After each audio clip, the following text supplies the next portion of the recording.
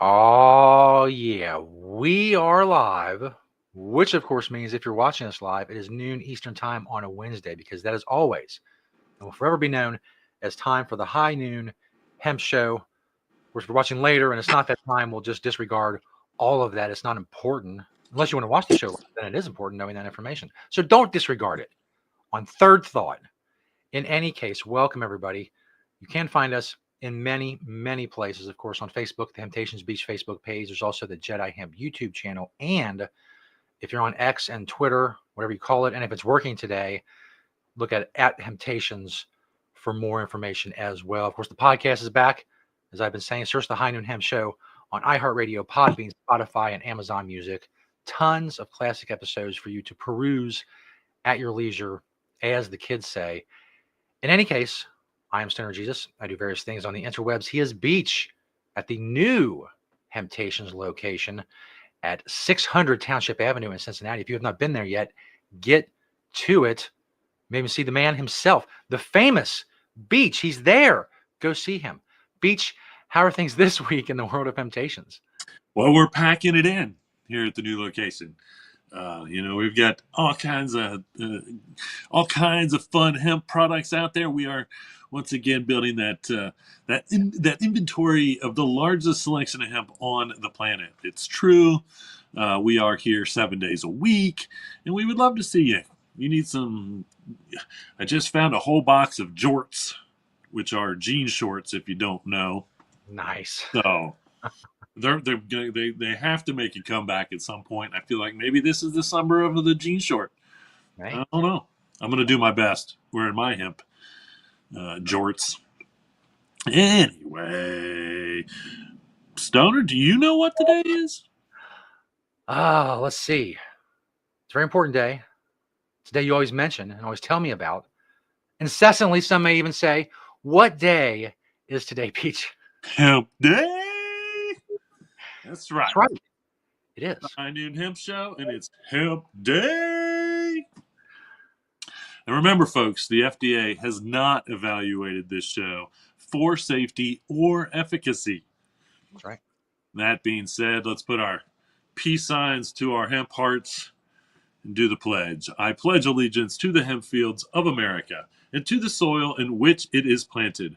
One seed under the sun with responsibility, sustainability, and thrivability for all.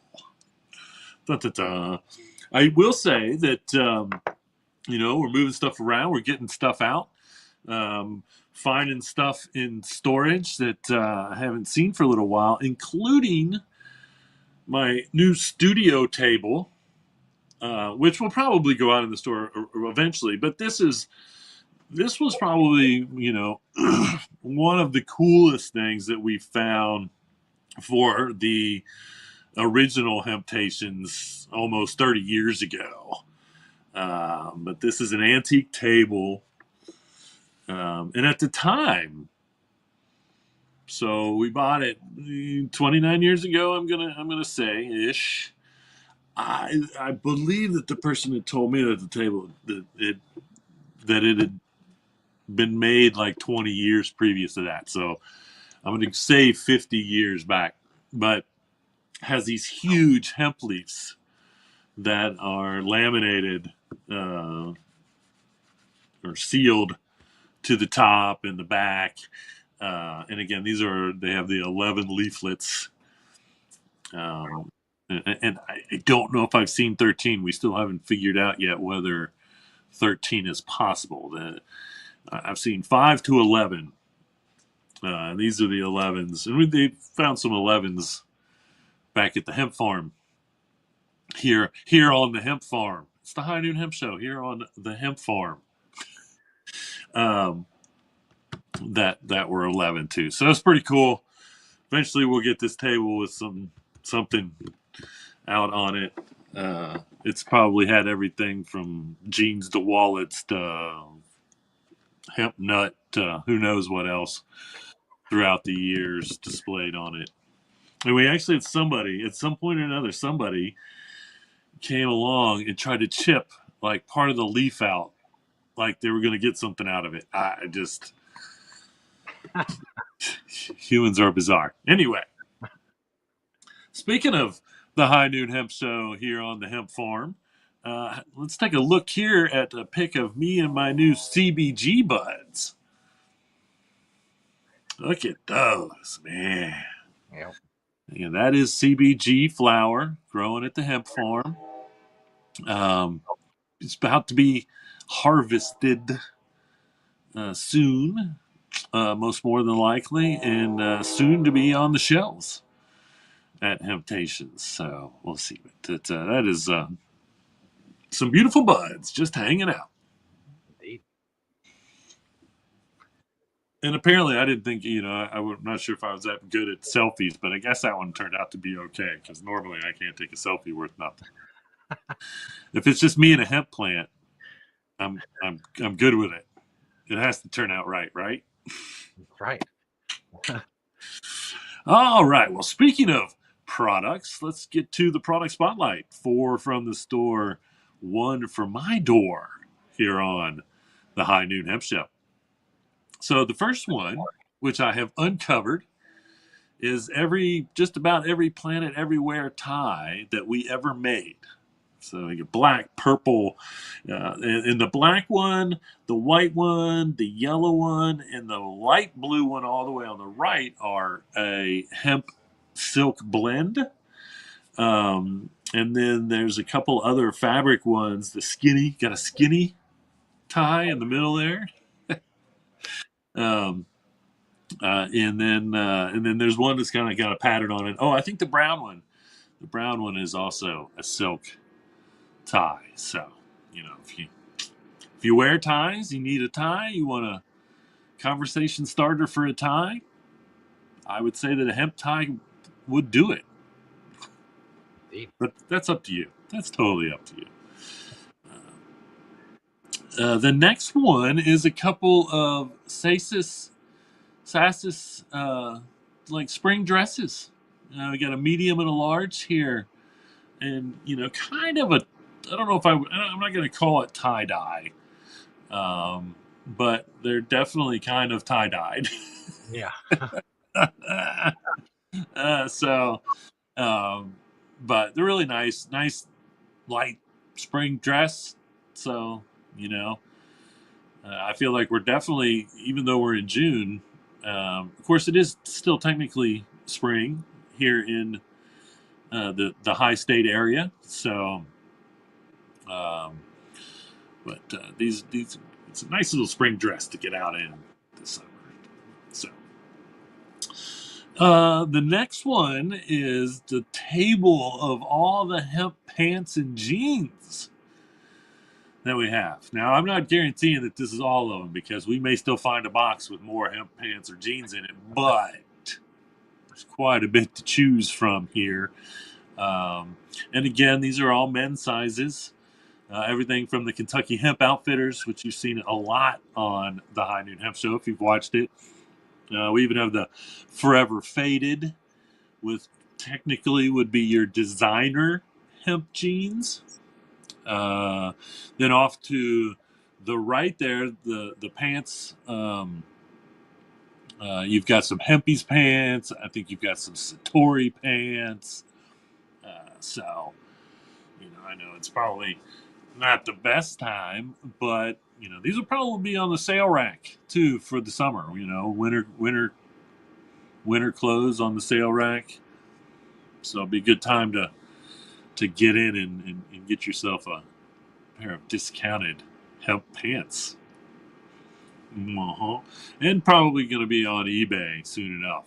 The eBay store, folks. So no matter where you are, in at least the continental USA, I'll be able to ship to. I'm going to get, again, as much as I can that's in the store listed on eBay, so you can shop your leisurely online shopping at Hemptations for Hemptations products.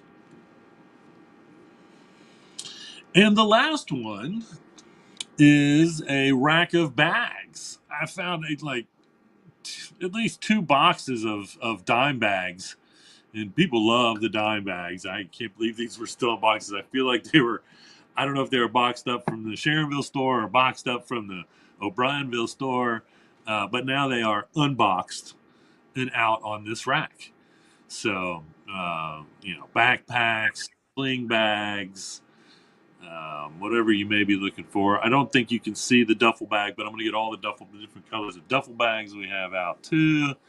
So, um, and again, start getting these listed on the eBay site as well, so we can ship to anywhere in the continental U.S. of A. And I'm going to try to figure out how to get the winter coats on and maybe ship them to Australia because it's going to be cold there soon. I know it's wacky to think about, but it's true. Anyway, so there you have it. There is 4 from the store. Well, a lot more than 4 from the store, but a good look at 4 from the store. Now, the one from my door is also something that I kind of uncovered but thought was very fitting, and that is my hemp flower pot hanger. So I am almost 100% positive that one of the old employees in O'Brienville made this originally. It could have even been Stefan's mom. I don't remember for sure. I do remember that it had a plant hanging in it in the front window of O'Brienville for more years than I can even remember, honestly. And we had a little kind of succulent in it, so nothing got very big that was in it. And when it was in the window in O'Brienville, here you can see a nice little hemp plant, little baby hemp plant, just snug up in there, and it's hemp. So it's literally a hemp plant hanging from hemp. That's just one more part of my collection of the largest collection of personal hemp goods on the planet, which is a great segue for the next segment that we brag about and boast about Indeed. and Bring get nowhere. to the as of yet award-winning beachwear segment. And of course, if you've been with us for a while, you know we kind of like to do poke a little fun at the Guinness World Records because they explicitly ignore all of the records that all of the hemp records that Beach has set and currently holds. They just do not care. The only way they could care less is if they just tweeted me and said, "We don't care, go away." We can't get that out of them. So I like to go to their page every now and then. I like to see what they are focused on. What's really important to the Guinness World Records? There's a lot of stuff there today. There is something really cool, like this really cool video of this person. They're like suspended in the air and they're doing backflips while being caught on fire. I don't know the purpose, but it's cool. I'll be the first to admit that. But I think my favorite for today is this guy, Lawn Chair Larry. Ugh. He ascended to 16,000 feet in a lawn chair with helium balloons tied to the chair. If you've ever seen that movie Up, I guess that's what he was trying to recreate. And he has a little helmet, which I'm sure is going to help him if the balloons pop. He's going to protect the old noggin if he He falls. could just be wearing a hemp helmet. 16,000 feet is like 2 3/4 miles or something like that. It's very high up in the air. But that's what Guinness is focused on. Congratulations to Lawn Chair Larry. I don't think he was wearing hemp when he did it. That would have been cool, but he wasn't. So anyway, congratulations. That would have, I mean, honestly, that would have scared the crap out of me. Yeah, no record I'm trying to break. Yeah. No record I'm trying to break. Not in hemp clothing, not in a hemp chair, not with a hemp mycelium helmet on. In no way am I floating towards outer space on a lawn chair. But what we will do, it was made out of hemp. Yes. Which we've had on the show. Hey, you never know. If we can get a hold of Lawn Chair Larry and get him some hemp clothes at least. Yeah. For his trips. Speaking of hemp clothes, it all brings us, as I said, to the beachwear segment where I asked Beach a very important question because, as you know, Beach has a ton of hemp clothing and he utilizes it every day. And on Wednesday, specifically, when we're doing the show, we talk about his outfit when I ask him, "What are you wearing, Beach?" If you're curious, it's true. Now you'll know. What are you wearing, Beach? On top there, that is a classic head case hat with the fish and the light bulb. And again, the head case came up with some. They had some crazy things, but this was like it was popular. You know, between this and the upside down cow, this was one of the more popular hats way back in the day. My zip up hoodie there is a hemp hood lamb. My shirt is a Hempwear Hemptown tee. Um, my pants are a pair of Satori cargo pants. In my pocket there, of course, you can see the Green Springs barely. It's kind of camoed in there. My Green Springs technology pen. Underneath it all is also a pair of Satori briefs. My socks, and I meant to go and look, and I have to say, I either got these on Amazon or on eBay. So they're kind of what I call my question mark socks sometimes because I don't remember the brand name on those. But I do know that I bought them either on Amazon or eBay.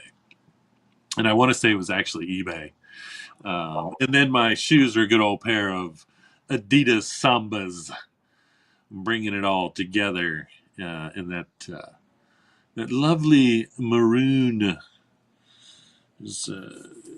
motif, so to speak. And I don't wear red a lot, but when I do, it looks a lot like this. Although I do have some some heads gear that is super red. So we'll see how the reds do before I start breaking out my heads gear. They're kind of in between right now still. Although we definitely have one of the best players in all of baseball on our team. So they're not bad, but they're not great. They're mid, as the kids would say. They're good, but good's not good enough. I don't know what to. Anyway, it wasn't like last year's start, I don't think. I think it was last year's. Whew, it was a terrible start. Anyway, back to it. So, if you've been watching recently, you've seen the trailer. I'm going to show this trailer one more time or again because it's just the most apropos trailer. So let's go ahead and check out the trailer for the movie Hemptation's Journey to the Flower Factory, and then we'll get to some news.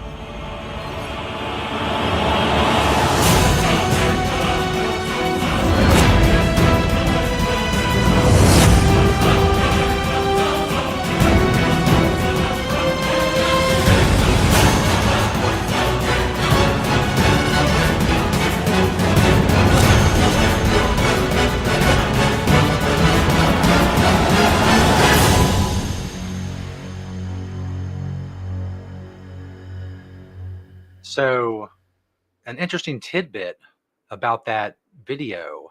I've posted it a few times on Facebook, obviously, telling people, the new location and all that. And I get notifications every now and then.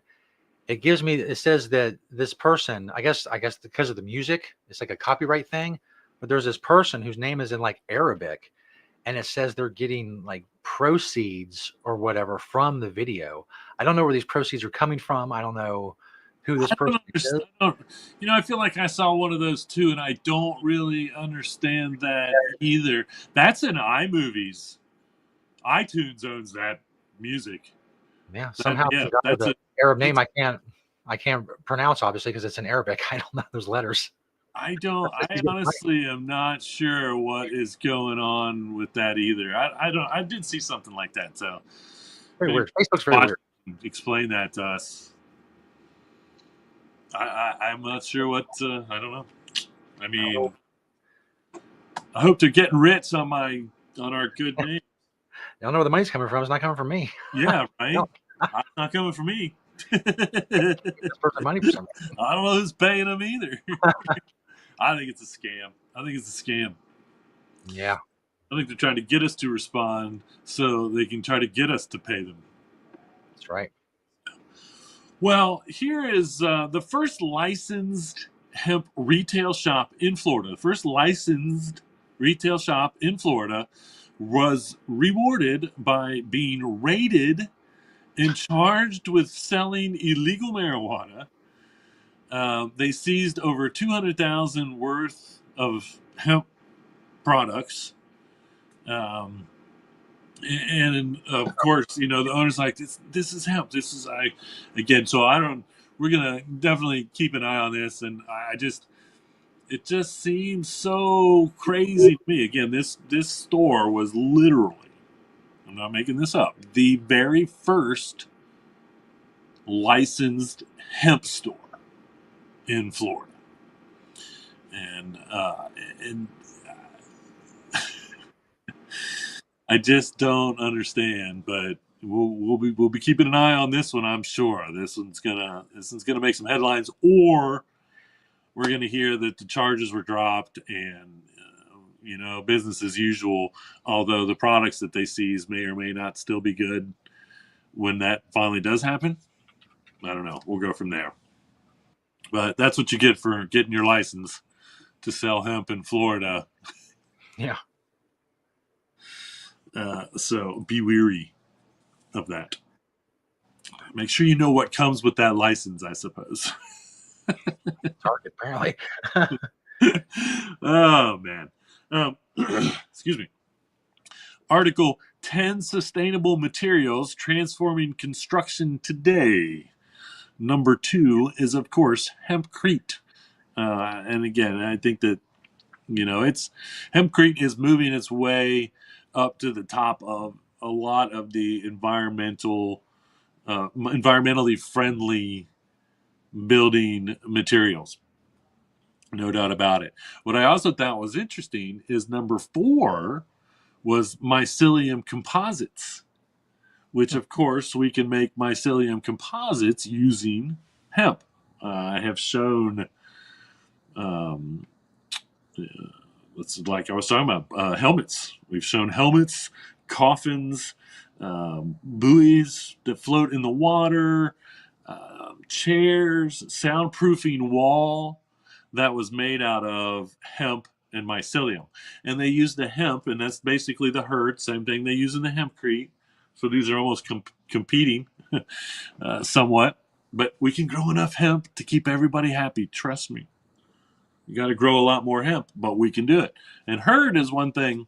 The herd, the shiv, that part that they use for the hempcrete or for the mycelium composites, because they basically make the hemp into the mold and then they grow the mycelium of using the hemp as the medium, just like you could do to grow fungus. If you wanted, you could use this hemp composite to grow fungus. Obviously, it's successful in growing mycelium into the shape of whatever it is. And what I think they were talking about here with mycelium was like mycelium composite shaped bricks and things like that. And so I think wall panels. I think mycelium wall panel would be a really good idea because I think it would be light. And I think if you use the hemp, it would be somewhat insulated, but it wouldn't be heavy like drywall. I would guess. I don't know. I'm just shooting here. And, I'm sure that you could make a hemp mycelium composite um, that was, in an 8x4 sheet. I think you can, basically grow it in any form that you want if you have the mold. So that would be interesting. Anyway, so uh, hemp herd, once again, the one product that no one ever talked about as really being something we needed to grow hemp for. But that outer stalk, that part that breaks into those little pieces that we make hempcrete out of, or hemp mycelium composites out of, or using animal bedding, and much cleaner to use in animal bedding. Uh, we can also use that to make hemp paper again. And so it's it's really an amazing byproduct of the plant that has, is starting to have more and more endless uses, just like the rest of the plants, is adding on to what we can do with this plant. The Ma Rise Hani. I know that I'm not pronouncing that correct. It's Ma asterisk Ryzhany Hemp Company in Ukraine is soon opening the largest hemp fiber processing plant in the country. And they grow a decent amount of hemp for various reasons in the Ukraine. Um, but they're actually converting an old flax plant, which is interesting because you often see flax and hemp on this, because flax is what they make linen out of. Linen material, which is kind of a weave, but also 99% of the times true linen is made out of flax fiber, which is also, it's pretty strong. It's stronger than cotton because it's the same as hemp. It doesn't grow as tall, but it is a longer strand. But it's very fine, and has traditionally been used in linen clothing or linen products. But you can basically make a hemp linen.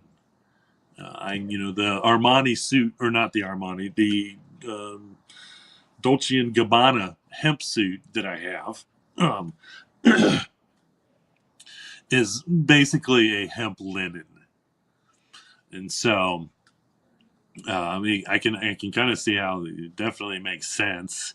And they're going to process long fiber, short fiber, and they said fescue, which is also plant, but I don't. I wonder if they don't mean herd, because it seems weird that they would process the long fiber and the short fiber and not have the herd as also a byproduct that they would want to work with, and even using hempcrete to help rebuild in the Ukraine, where they need to rebuild after being at war for 3 years, attacked by Russia. And so, once again, this leads me to want to dig up. Does that say they grow? They do grow. They grow a lot. Again, that makes me want to dig up the picture of me from one of the first NOCOs, sitting on a hemp composite bicycle. The whole body of the bicycle was made out of hemp composite, and it was made in the Ukraine. In Ukraine. So, yeah, they have a long history of hemp. Even I wish I would have taken a picture or saved the article, but I remember reading like 10 years ago how we should be trying to buy more hemp from Ukraine to help them out. And this was way before the conflict. They've been in conflict for a long time, but it was kind of a plea to Americans to buy more hemp from the Ukraine, specifically hemp. Uh, and so I think that they grow the best, probably, for fiber products. Um, and so, just like Russia, and that makes sense. China, Russia, Ukraine, all those have a long history of industrial hemp, and mostly, I believe, for the fiber, less for the grain. Although China, 5,000 years ago or so, was heavy into the grain as a food product. So, anyway, there's a little history as well. Now, this is kind of interesting. This is the frequency of fiber chart or a frequency of fiber chart. I don't know if it's the frequency of fiber chart, but it is a frequency of fiber chart. Um, I did a little bit of research, and there is some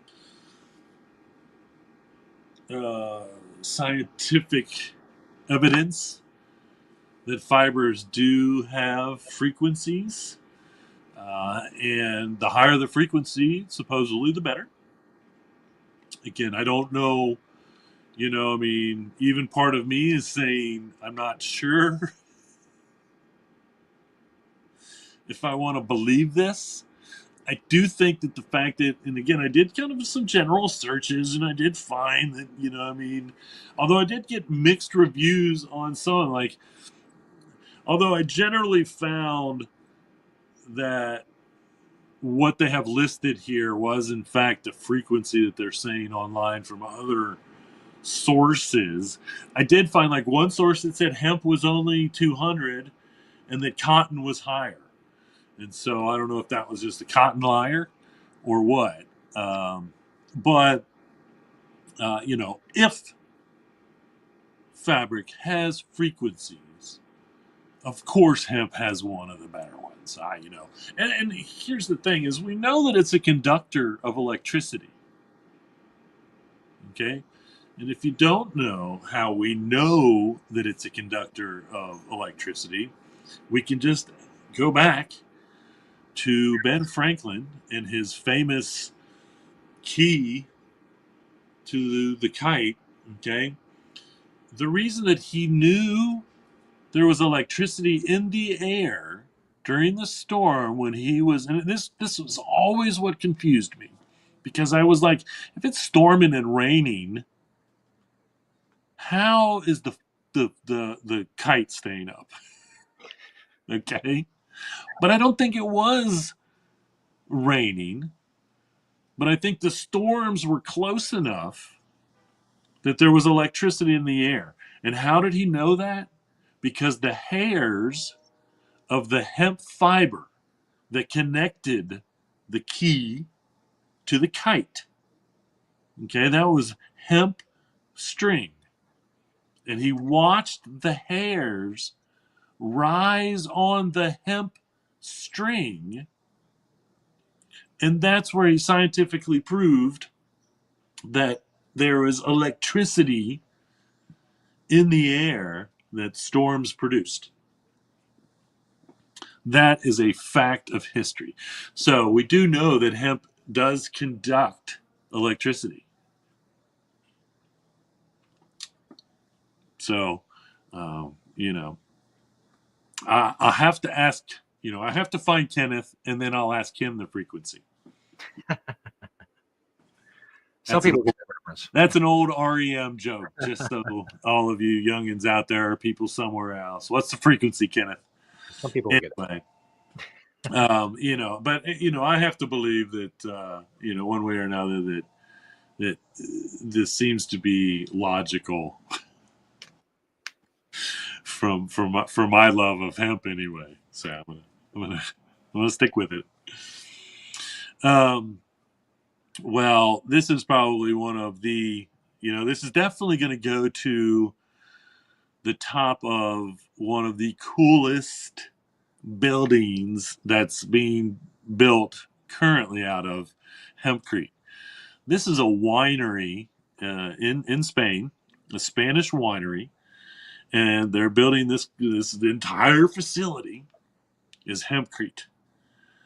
Okay, and it's going to be an archive, a research lab, a sanctuary. They're going to study rare grapes, and then of course they have their own wine, and so they're going to make their wine in this facility, and they have like a lounge. It's really just, I mean, it's huge. Look how big this building is. I mean, it is massive, and this is all Hempcrete.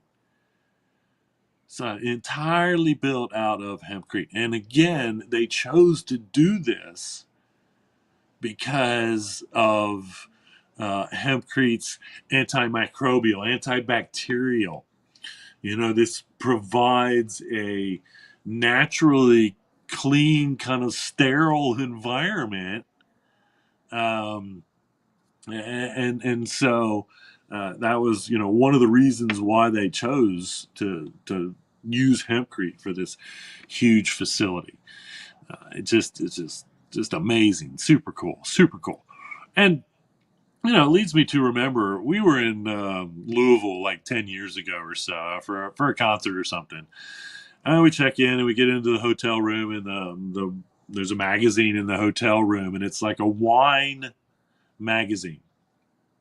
And at some point or another, because I just, my brain says if there's something to read, I'm going to flip through it. And I don't, for whatever reason, I was drawn.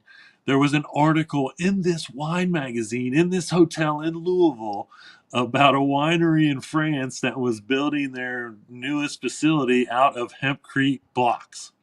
And somewhere I have a copy of this. Somewhere I have a picture of this article. I'll have to go back and find it. But it was just yet another random hempcrete project that I came across. And this was long ago. This was, once again, before um, hempcrete was making big news in the United States, because in France that was nothing new to them. The oldest hempcrete house in France was built in the late 80s, and they've done nothing but move forward with that. So pretty neat there. There's a winery I would like to visit someday. I have no idea where it actually is in Spain, I'm sure you get directions. but it is in Spain. So you could go to, you could easily go probably to the French one, make a little hempcrete winery tour. How about that? We could start an international hempcrete winery tour. There you go. Because I sell enough tickets, find enough locations, sell enough tickets that I would just host it. I would be I'd drive the bus. I'll drive the bus through France to Spain. Nobody wants to leave the United States right now. They're afraid they won't get back in. Um, Again, anyway, um, here is a chart thanks to the Hemp Food Association. And these are cited facts. So, take a screenshot of this if you would like to. Um, but these are cited. You can go find these articles that are cited for all of these. But you've got your anti-cancer, anti-inflammatory, antioxidant, neuroprotective, cardioprotective, flavonoids. And I haven't really looked up the flavonoid aspect of that, and how flavonoids are beneficial. And so I'm going to do a little research on that one, and then of course the complete protein, omegas, all that. It just as far as the nutritional value as well. I'm sure I have mentioned most of all of these other things, other than the anti-cancer, only because I think that's should be cited information to begin with. I'm not going to, I cannot, I don't want to give medical advice, and I don't want, until I've seen, and the studies are coming soon, and I think there's more studies coming. I mean, this was obviously based on a study or something on uh, cannabis or certain cannabinoids or terpenes or flavonoids or whatever they may be in there, that in fact do fight tumors. In fact, we have reported on that. Um, uh, I think it was colon where it. I think, and again, no, it was a cannabinoid, maybe CBD. But anyway, as we get more and more medical proof and true scientific uh, medical studies, um, right now the mice are really getting their full dose of cannabis, and like every form, because They're the ones that do the first round of studies. The one thing can feel good about is all the studies that we've seen in the mice are successful at doing what they want to do in the mice. Which I hate to give a mice a disease to find out that here's the cure, but they're very successful so far in these uh, trials on mice, and of course, are now moving more and more to human trials. So we'll see. We'll see. And that has nothing to do with the hemp seed. These are just benefits that you get out of the hemp seed food, or any food, or the oil from the hemp seed, um, as a food product. Nothing to do with the cannabinoids. There are no cannabinoids in the grain, so there's not enough to matter in any way. We're talking parts per million when it comes to CBD or THC, CBG, any of those, any of them. Those substances are in the flour, not the grain. They might be in the surface of the grain, but the grain is cleaned, and then they're no longer on the surface. That's how that works. Sorry, Texas, but if the governor signs this bill, your hemp industry is going straight in the old toilet. It was what was one of the largest hemp industries in the entire country, from farm to retailer. And of course, it's Texas, so of course it was, is now going to be one of the largest defunct industries in the entire country if the governor signs the current bill that's sitting on his desk. No one will want to grow hemp under the conditions, or I don't even know if you can. Because once again, they're changing the definition of what's industrial hemp, and they're making so much illegal, or banning so much, that it's going to affect the entire industry. The entire industry. And so if you live in Texas, call the governor's office and tell him not to sign it. Hopefully it goes the way of Florida. Hopefully, DeSantis is, calling him up and saying, don't sign that, just like he did. Um,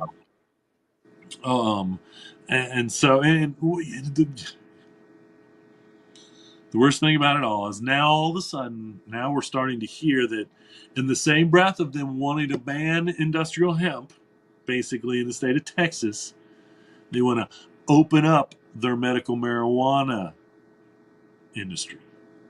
All right, so here we go again with, the hemp thing is not an anti-cannabis issue.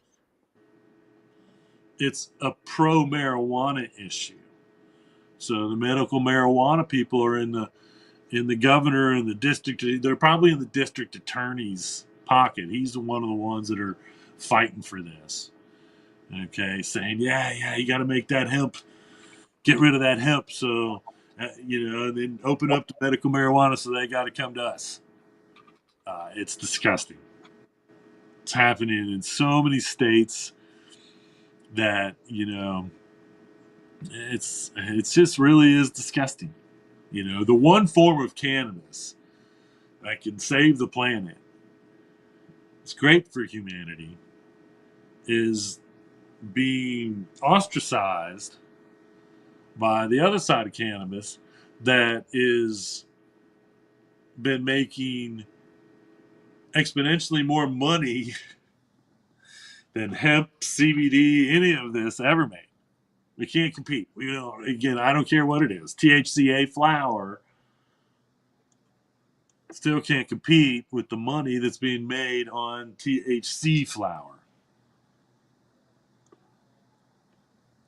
It's just, again, and that's what really is one of the most disturbing things about it.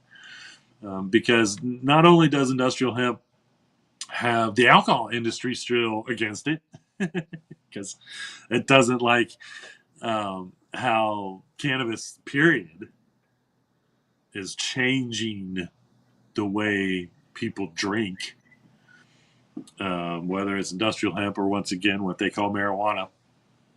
But we have the marijuana industry against it, um, because it's a small little job in their side. Which, once again, I feel like what I have seen in a lot of states is states are now adopting more to go into the industrial hemp, or businesses are adopting more to grow industrial hemp. Okay, and so the money is still going to be there. You're still going to have the farmers growing it and spending their money. You're still going to have the processors processing it, manufacturing it to whatever form it's going to be in, and you have their money. And then you have the retailers selling it, and you have their money. So everybody's making their money. Yeah. You know, no different than any other industry. And for a lot of businesses, it makes more sense. But then you really do have the challenge of these places like Texas, like you invest in industrial hemp in Texas because you don't want to be in the marijuana industry. Because guess what, folks? Marijuana is still illegal. Yeah, I can, in my state, have it legally. But at any moment the federal government wanted to rear its nasty head, it could. Because marijuana, what they call marijuana, is still illegal in the United States. Industrial hemp is legal in the United States, and we're still having these battles. And the marijuana industry needs to be lobbying the federal government to legalize what they call marijuana, not lobbying state legislators to put hemp businesses out of business.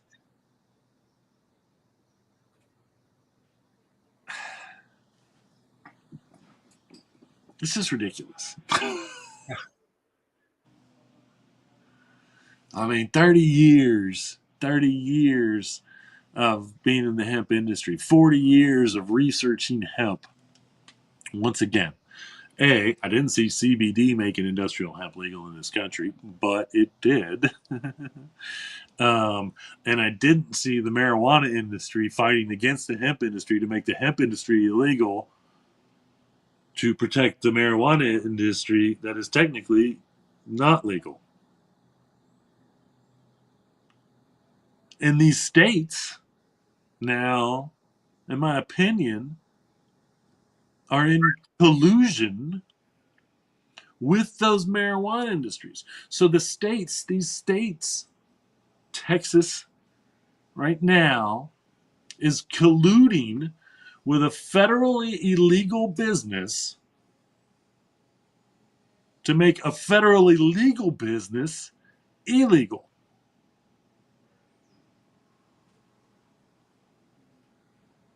I'm going to start suing states.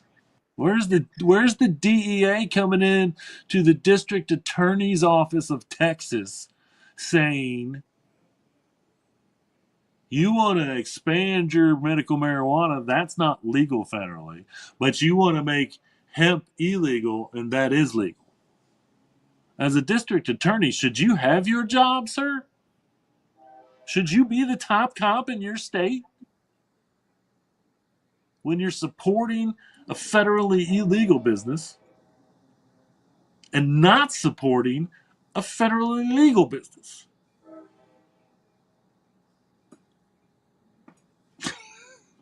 It's mind blowing. It's literally mind blowing the more that I think about it. I wore the right hat today because it really didn't even hit me till recently that all these states are literally colluding in drug trafficking. That's what they're doing. They're colluding in drug trafficking and trying to make a legal product not legal. Anyway, okay. Nebraska's getting kind of mostly good news. They're not going to ban anything other than flour, so they are going to ban flour, which is, moderate to okay, I suppose, in the banning thing. But the drinks and the foods and all that are actually going to be safe. So THC is still going to be, available in those things, but you won't be able to have it in THC or flower form. Now, we've also seen this before, and if someone does decide to sue the state on this, I think they could be successful because um, anti-consumerism laws or consumerism protection laws, I believe, say you can't say one form of something legal isn't legal in another form. So if I'm allowed to have the industrial hemp in all these other forms, brownies, cookies, vape pens, gummies, whatever it may be, you technically can't say that flour isn't legal as well. And we have seen this um, in state, and normally the high courts side with the flour industry, so to speak, and saying yes, that is true. You can't again if that flour is legal at the end of the growing season, and then we take that flour, we do whatever we want with it. Okay, that flour is still legal to be on the shelves with all the other stuff that we do with it. And as much as anything, we can quote the source law, the federal source law that says if it comes from hemp, it's hemp. If it comes from marijuana, it's marijuana. And that was settled 25 years ago in the courts. Okay. Now it's the same argument. It's the exact same argument. Federal law, which the state has to follow. States cannot redefine the federal law on hemp. They cannot redefine what hemp is. You just can't do it. That's where all the challenges come from, and that's where most of the challenges are won. Because you cannot do that. Okay? And so, by saying that everything else, every other part, every other extraction or byproduct of that hemp is legal, but you can't the flour. I think that it will get challenged, it will get overturned, and then they'll be in the same place Indiana is. Because that's I did see that happen in Indiana, where Indiana tried to ban the flour, industrial hemp flour, and it went to the highest courts, and it got overturned. And I'm pretty sure there was at least one other state, and I'll have to go back and check that same thing. So they banned the flour in our medical marijuana because they wrote that policy, and that's different. Because again, that's not federally legal. So they can do whatever they want. Apparently, they can redefine what marijuana is. But anyway, so at least Nebraskans can still, and they did add a 21 an age restriction, which again, no argument as to the logic of states wanting to do that. If I was going to debate it, once again, I would always debate the fact that we'll prove that it's unsafe, and then tell me at what age it really is unsafe. And I get the argument on the developing brain. So when are our brains fully developed for the most part? And is that when we're considered an adult? And again, that's got to be different for everybody. Whatever. Article. Let's see. From wool to mycelium, eco-friendly clothing materials of the future. Now, what I like about this is I love this headline that they put on here, which is I think I shot a picture. Hemp, the revival of a historical hero.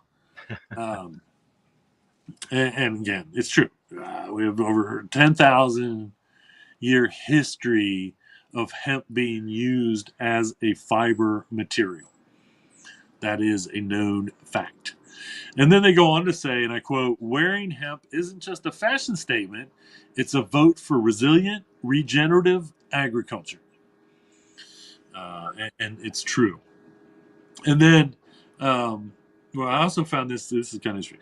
And I'll leave everybody on this note. Research article, and this is a research article that I found, said the carbon footprint embodied in global fiber trades. That's what this research article was about. And the findings revealed that synthetic fibers such as polyester, acrylic, and polyamide impose significantly higher environmental burdens due to their energy intensive production process and heightened sensitivity to trade related factors. And then I have to go on and add, what about their waste? I mean, what about the waste from making synthetic fiber? What's that look like? And then uh, we go on to, in contrast, natural fibers, including bamboo and hemp, exhibit lower embodied carbon footprints, although cotton, wool, and silk display notable emissions linked to production and long distance transportation. And of course, they don't even mention cotton's use of chemicals, which is the most out of any agricultural crop on the entire planet. Cotton has single handedly destroyed the soil and continues to destroy the soil that it's being grown on. But, basically, there you have it. Bamboo and hemp are really the only smart choice. I think organic cotton is also good, and you can probably find locally sourced organic cotton, so it's not coming from too far away, possibly. Organic cotton is a lot more expensive because it's maybe 5% of the cotton being grown, because it's obviously very difficult to grow cotton without chemicals when they have to use like 30% of those used on all agricultural products to grow cotton. So that's, I'm sure why it is more expensive. But it's the only real right cotton to invest in for the planet or yourself, chemical wise. Waste of water to make cotton into material is insane. And then I don't know, I still try to figure out how silk, because someone has said, hemp is a natural fiber. This was 20 years ago. I mean, my speech or whatever, I'm talking to someone and said, hemp is the strongest natural fiber.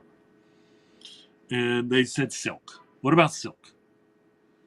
And silk may be stronger than hemp, but I find silk to not be natural when the spiders have to die in the end, from my understanding. Again, they don't like chase the spiders out of the silk webs or where they're doing this. I think they get boiled with the silk when they make the silk into the strands. I don't know. And so I have somewhat of a debate with the natural definition of silk, because I don't think it's silk. If an animal has to die for it to be produced, that's not natural. That's not natural. But so that's always been my argument against silk being, if silk is stronger than hemp, silk is not natural, in my opinion. It might not take any chemicals, and it might not take any, this, that, and all the other. But once again, I think if an animal has to die to get it, it makes it less natural than a plant just growing one way or another. And I'm kind of surprised, I guess, maybe about the wool, but it's probably because, once again, most of the wool that it has to come into the United States comes from another country. We don't have a whole lot of wool farms. And I know they exist in the United States, but we don't really, we probably don't have enough wool farms, uh, to cover how much wool material or whatnot that we need. So I really feel like I get that as far as the transportation goes, when it comes to that. And of course, we can weave hemp with any of these materials and have. Um, I have. Um, I know I have a hemp wool sweater. I've got a hemp alpaca sweater somewhere. Um, and so we've found and been able to make materials, and it's mostly the Chinese that have come up with these materials, and the Europeans when it comes to more kind of the exotic materials. I think kind of come more from Europe. And again, we just need to be growing that hemp here, and so it doesn't have to travel as far. And again, Patagonia, excuse me, is already investing in hemp grown in the United States in a line of their clothing. And again, we can get all the, that's why we need to be growing a ton of hemp in North Carolina, because North Carolina is where most of materials are made, if you don't know. And maybe that's because they're really close to the South, where the cotton has come from predominantly, in the past. But it behooves, um, anyone that wants to probably break into the fiber industry. We need to get some high hemp fiber processing plants in North Carolina, start making it into material and growing it there, because that's where it seems to be coming from anywhere. But once again, you do that in any state. We can do that anywhere. I wouldn't do it in Ohio because the licensing fees are ridiculous, but I would do it in Kentucky, where it's super cheap to grow hemp, and making it into material is one of the next big industries that we have not even begun to tap into. There's 100 different ways to weave hemp material. I don't know if there's 100 different ways, but there's a lot of different ways to weave hemp material, weights and consistent, all these things. And so, we know that we can blend it with anything. So, developing all of our own, because once again, 60% of the material we get now comes from China. 40% of it comes from Europe, um, or 39% of it comes from Europe, and 1% of it comes from the United States right now. I mean, it's probably being gracious. And so, we need to turn that into 90% of those materials need to be grown here, made here, and then made into jeans here, or tablecloths, or curtains, or whatever here. All the while not using any chemicals, all the while using the strongest natural fiber on the planet. And that, and until we're even close to 90%, and we're not. I mean, that will be, we're 10 years down the road before we're hopefully 50%. I mean, if you want to bring manufacturing back to the United States, then hemp is a great way to do it. Okay, hemp then supply the hemp farmers grow enough hemp to make all the hemp that we're importing now, and we're no longer relying on, you know, we don't have to mess with the Canadians for grain, hemp seed. We don't have to mess with the Chinese or the European Union. for material. Can all be grown here, made here, um, and again, that's probably one of the easiest things because it's worth the investment. Because the reason a lot of these manufacturers are not going to move their manufacturing here, not going to build manufacturing plants here, is because they've already invested in the machinery in a different country. You know, all those baby products, you know, that in no way can the person build the manufacturing that would take care. So now they're just going to, it's just going to stay out of country.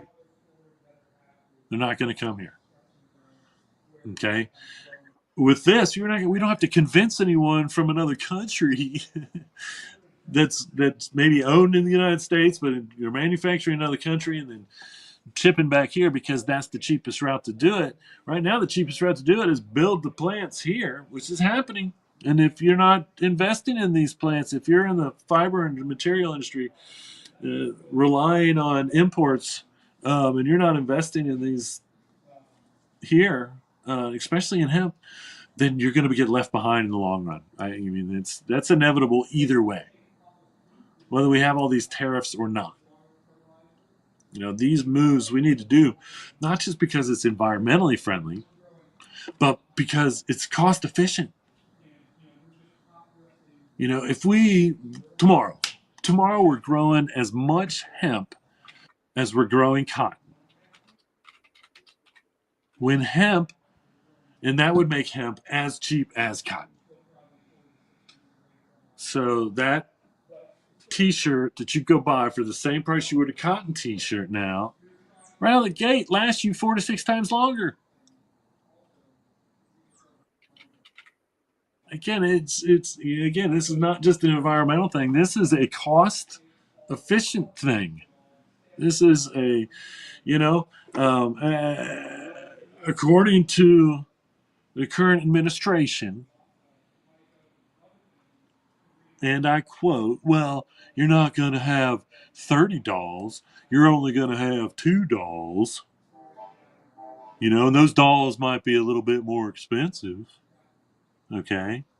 Well, guess what? If I have to go from having 30 T-shirts to having 2 T-shirts, and they're going to be a little bit more expensive, I want them to be made out of hemp.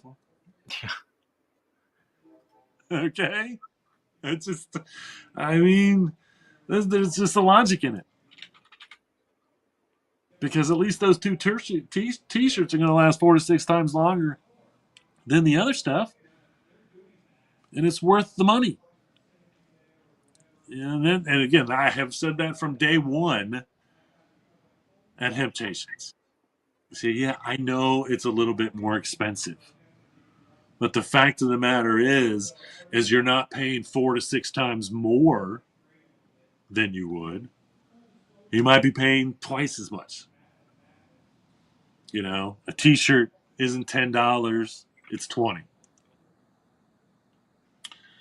But that T-shirt's gonna last you 4 times longer than the other one, the cheaper one.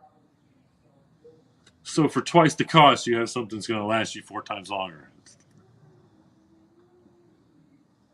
I see the logic in that. And I don't understand why the people that make the products don't try to get those products to the consumer.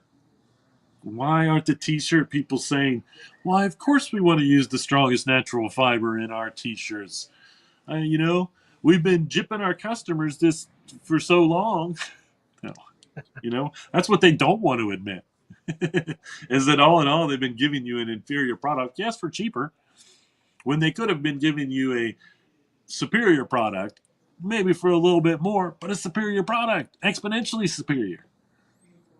The superiority outweighs the cost. I mean that again, that's just the material. That's just the fiber part of hemp. All right.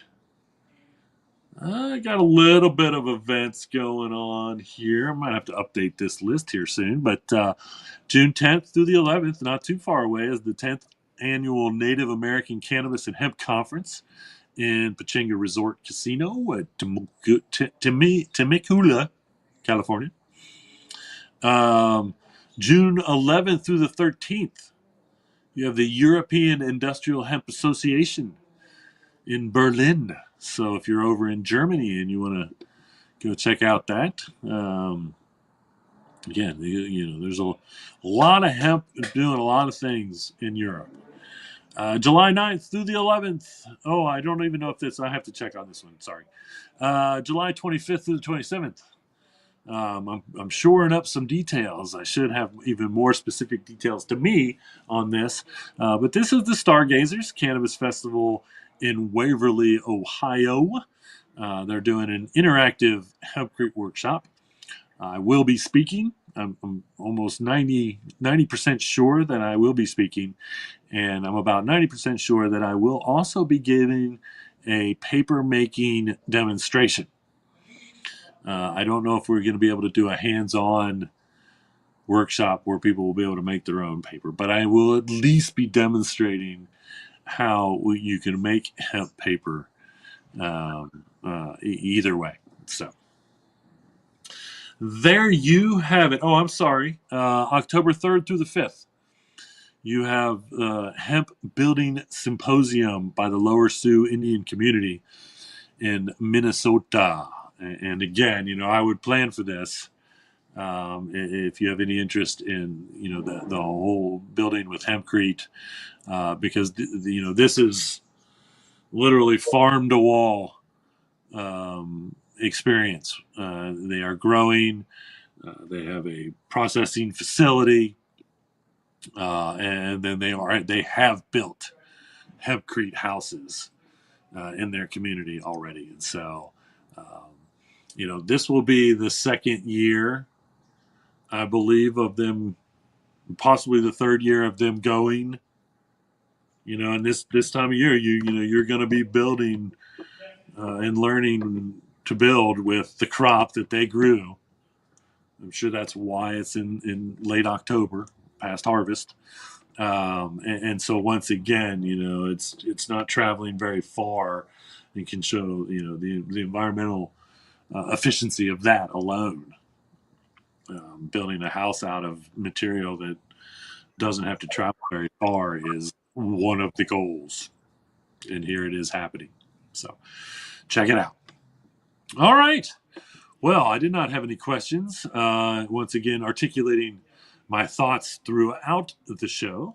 But again, feel free to email me or if you have any questions, through Facebook, and I'll be happy to address them. Until then, remember, reduce, reuse, recycle. Make everything else out of hemp. Having temptations. See you all next week.